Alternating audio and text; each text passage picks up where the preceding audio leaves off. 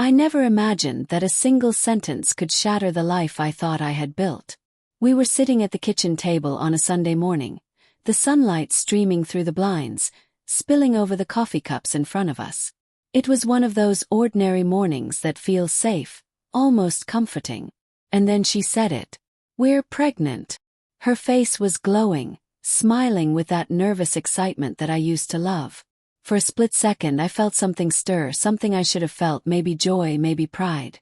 But before my brain could even process it, my mouth betrayed me. "Who exactly got you pregnant?" The words hung in the air like a bomb. She froze. I could see the color drain from her face, the smile faltering. There was a long pause and then a sigh, a deep, almost weary sigh that I hadn't heard before. It's complicated," she finally said, her voice trembling.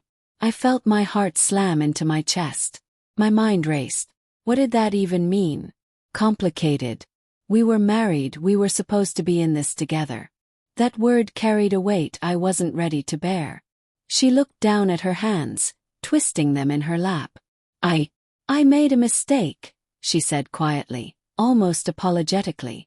"I didn't plan for it to happen, but it did. I didn't want to lie to you anymore." I blinked, trying to process the words. The room suddenly felt smaller, heavier, as if the walls themselves were judging me. I remembered every quiet evening, every argument, every time I thought we were close. How much of that had been real? "Who?" I asked again, my voice softer this time but still shaking. I didn't want to know the answer, but a part of me needed it. Needed to brace myself for the truth. Her eyes filled with tears. "It was someone at work. I didn't mean for it to happen. I was lonely and I felt ignored. And then, it just happened." I couldn't breathe. The words echoed in my ears. Someone at work. Cheating. The person whose name I had never wanted to know, but now had to. I looked at her, really looked at her, and the woman I thought I knew seemed like a stranger. There was pain in her eyes, yes, but also guilt, fear, and shame. I wanted to hate her, to scream, to run, but all I could do was sit there, stunned. We didn't speak for what felt like hours. Every thought was a knife twisting in my chest. I kept picturing her, that person, the betrayal, the pregnancy. I kept replaying moments in my mind, wondering what had been real and what had been a lie. Finally I whispered, almost to myself, "Why didn't you tell me sooner?" She shook her head. "I was scared.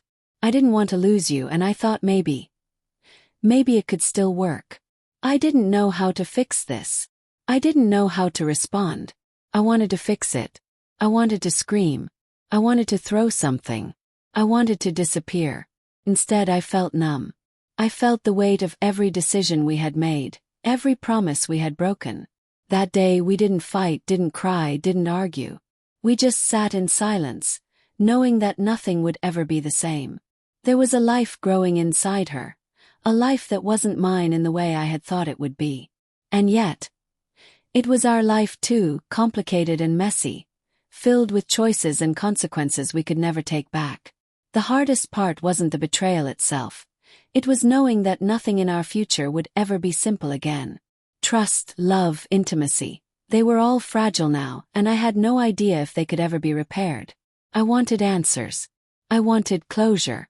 But more than anything, I wanted to understand how someone I loved so deeply could do something so devastating. And as I watched her cry, silently, I realized that maybe understanding wasn't enough anymore. Some things I thought bitterly you just live with.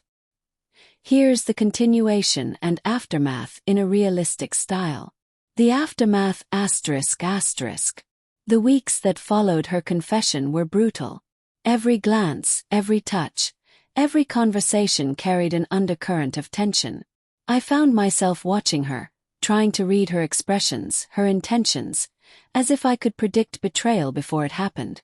Every time her phone buzzed, my heart skipped a beat. She tried to be normal, to act as if everything was okay. She would talk about baby names, about decorating the nursery, about our little family. But every time she said we, I felt a pang of disbelief. We? How could this be we, when the truth had shattered the foundation of us? We went to therapy. At first I didn't want to. I was convinced that nothing could repair this. But I also knew that anger alone wouldn't help me survive this marriage. Or myself. The therapist made us confront everything. The loneliness, the resentment, the unmet expectations, the choices that had led us here.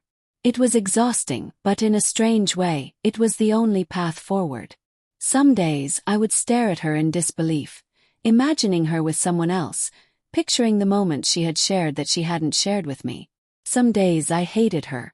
Some days I hated myself for staying. Some days I hated the baby for being a living reminder of betrayal, even though I knew it wasn't fair to blame the child. We talked about boundaries, about honesty, about rebuilding trust step by step.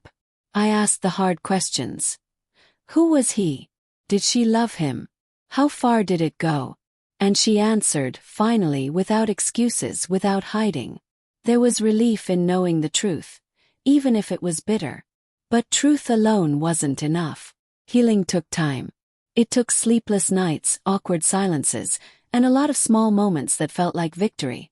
A smile, a laugh, a touch that didn't feel like a trap. The pregnancy changed everything. It was complicated. She carried a child that was not mine biologically, but we both felt a responsibility toward the life growing inside her. I found myself at ultrasound appointments, feeling the flutter of tiny movements and realizing that this was real. Life doesn't pause for betrayal. Life just happens, messy and relentless. Over time, the anger softened into something else. Not forgiveness yet, not fully, but a cautious hope. We weren't back to normal. We would never be. But maybe we could be something new, something built on hard truths instead of illusions. And through it all, I learned that some wounds leave scars, but scars don't always mean the end. Sometimes they're just reminders that survival is possible, even after betrayal. I didn't know what the future held. I didn't know if our marriage would last. But I knew one thing. Life had a way of forcing you to face the worst, and sometimes if you were brave enough, you could still find a way to keep going.